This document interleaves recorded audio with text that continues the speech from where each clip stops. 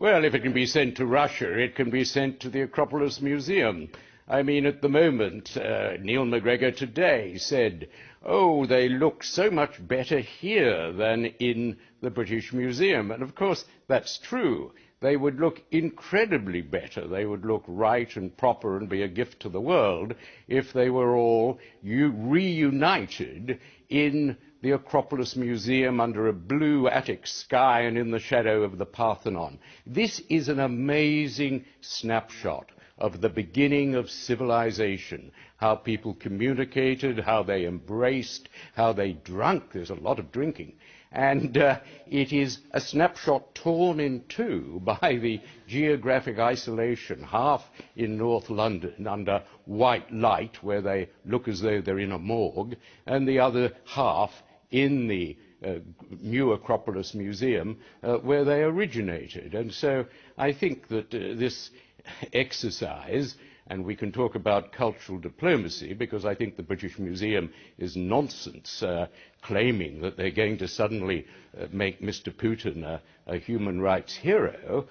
In fact, the British Museum's idea of cultural diplomacy at a time when it's essential to keep the isolation and keep the sanctions on Putin is naive and indeed irresponsible. But at the moment, it's a very good advertisement for putting them all back where they belong, under Greek skies. So the Greeks won't be asking President Putin to impound Ellissos and return him to the Parthenon? That I don't know, or at least if I did, I wouldn't reveal to you, Adam. But would you oppose it if it was suggested?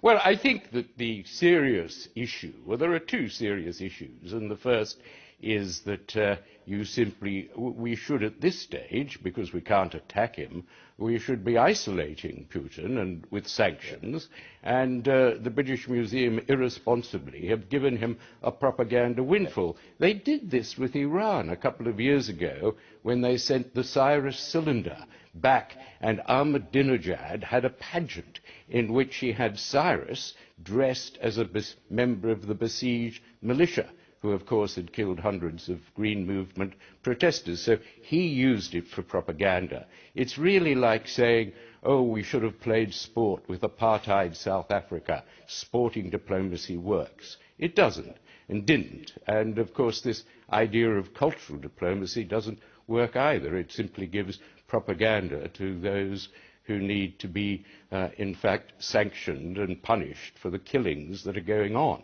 in Ukraine. But as you know, no, carry on, please. I think the interesting thing is that, according to the Times, which collaborated in this secret exercise, the government was informed.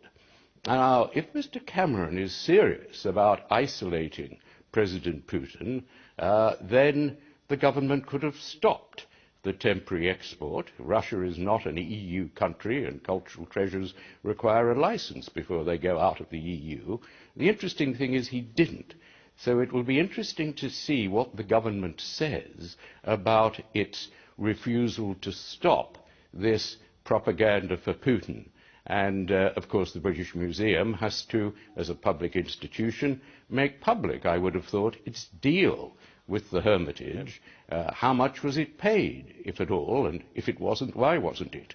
What was the cost? How many other exports of this miraculous work are going to be carved up and sent around?